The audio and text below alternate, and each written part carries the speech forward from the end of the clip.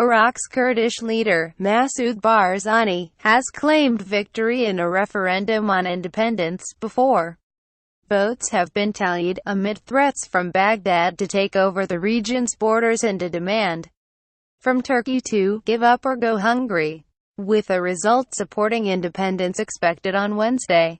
Iraqi Kurdistan's neighbours have stepped up calls for the result to be set aside and have pledged to take active steps to cripple the region's economy.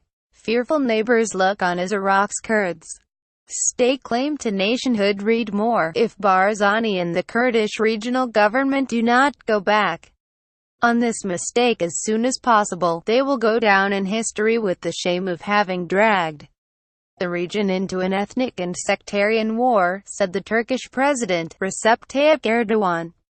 It will be over when we close the oil taps. All their revenues will vanish, and they will not be able to find food when our trucks stop going to northern Iraq. Speaking after Erdogan's comments in an address by the Iraqi Prime Minister, Haider al Abadi Barzani appealed for peace and dialogue after the inevitable result is declared. We assure the international community that we are committed to a dialogue process with Baghdad, he said. Threats will solve nothing. Kurdistan. Explainer graphic. Bilateral trade between Turkey and the KRG is worth more than $10 billion, £7.4 billion a year. Oil is the lifeblood of the struggling region's economy, with most of it sent by pipeline to Turkey and onwards from a Mediterranean port.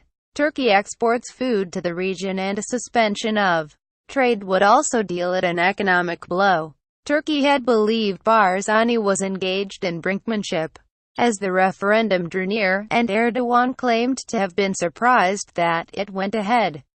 However, the depth of trade ties and the risk that any sort of escalation could spin out of hand have led leaders in Erbil to believe that the bellicose rhetoric will subside in coming weeks. Under mounting domestic pressure to take action against the Kurds, Abadi said he would not enter into negotiations. He refused to detail measures that Baghdad could take in retaliation for the result being ratified.